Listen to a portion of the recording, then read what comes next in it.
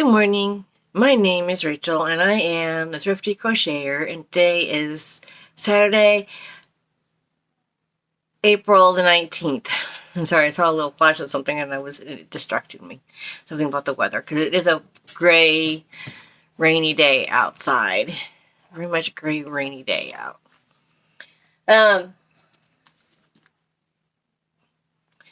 365 days of kindness. Expressed in nature. Talking about about Mother Nature and the rain.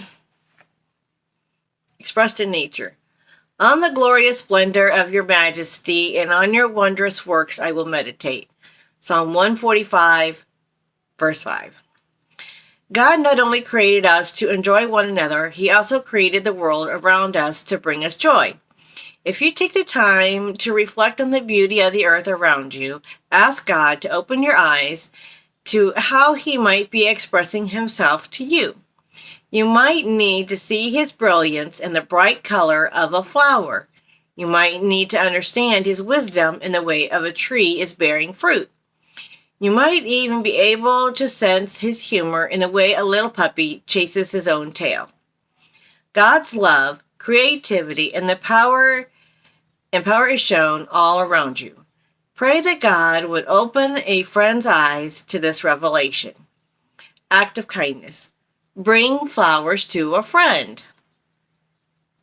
You know what? Flowers come in all kinds of shapes and sizes and colors too. Just like people, just like animals, just like anything else. It comes in all kinds of wondrous and beautiful colors. When you go to your favorite grocery store, they'll have like a little flower shop where you can pick out flowers to buy for somebody. There's all kinds of flowers there. Or you go to a flower shop, which are more highly expensive. There's all sorts of flowers there. But yes, enjoy God's wonderful, wonderful world and his creation and everything that's in it. 365 days, daily devotions for grandmothers.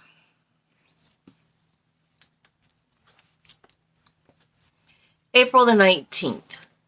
The Lord is good to those who wait for him. Lamentations 3:25.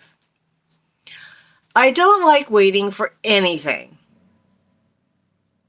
Sometimes I can be impatient about waiting too. Anyway, I abhor waiting rooms or recipes that say, wait about 2 hours and I pace the floor waiting for phone calls to be returned or even for our daily mail delivery. My husband, Gene, moves at a different pace. He's methodical, sure, careful, and slow. Everywhere we go, no matter how hard I try to slow down, I end up sitting in the car and waiting for him.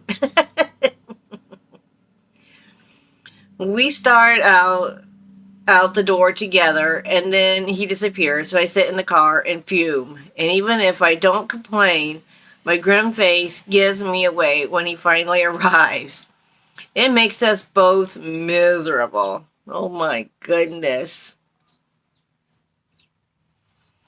One of my friends has a photograph of a magnificent rose hanging in her home.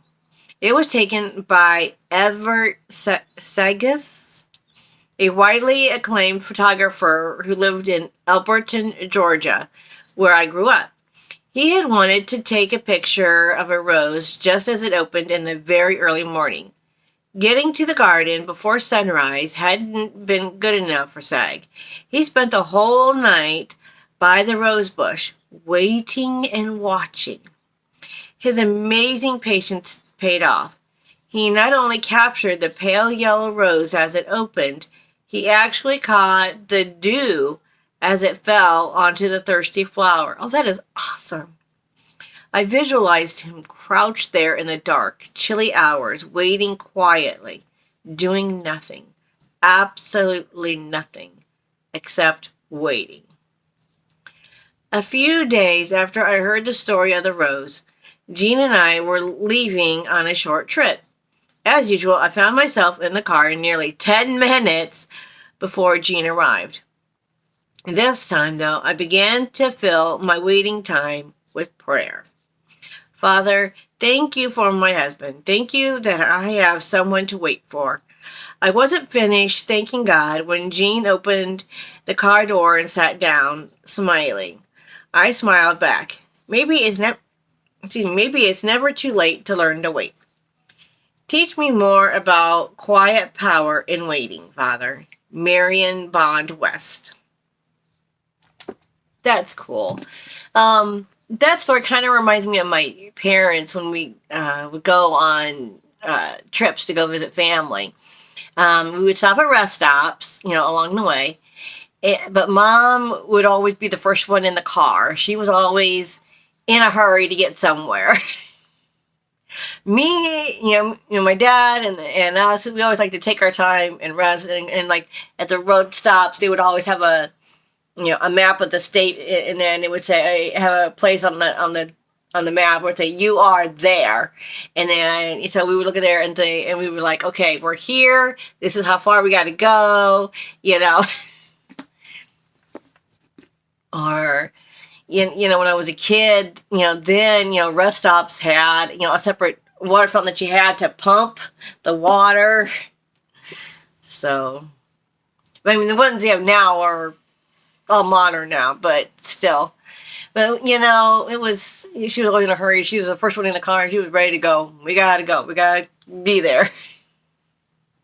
Me, I always like to take my time, and I like to see the sights on the way there, stop and see things. It's just, that's me. I'd rather have fun, seeing the sights on the way to the destination than just getting there. Unless it's something that you need to be there by a certain time, then by all means, get there as quick as possible. But you don't need to be there by a certain time. Take your time and enjoy the sights. Like, for instance, on our way to visit our family in Ohio, we like to go through the little towns and see all the little things instead of the highway where all you see is the roads and nothing. So, the illustrated words of Jesus for women. Well, Jesus had a lot of wisdom too, so I guess that fits.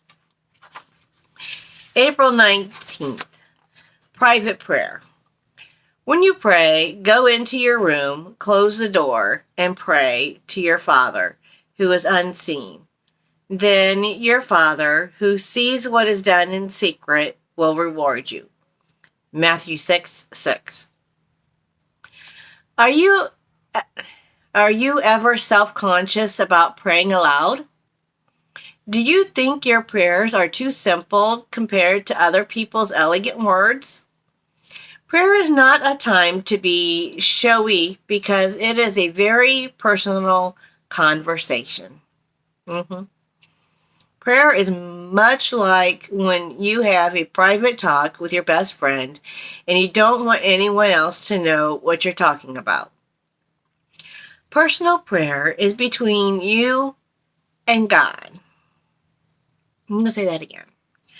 Personal prayer is between you and God.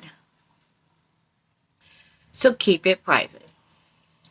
Jesus says not to make a big show of praying in public about your personal and private requests.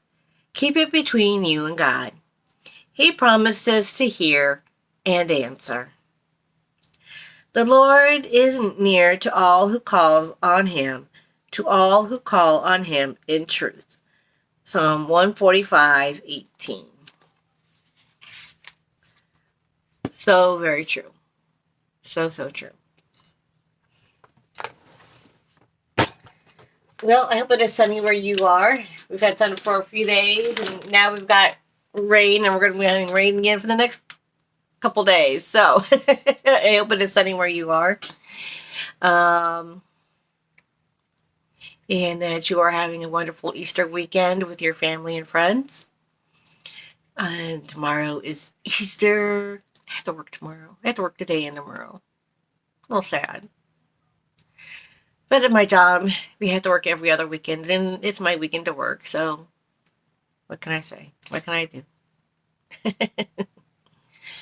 Love y'all. Have a happy Easter weekend. Bye.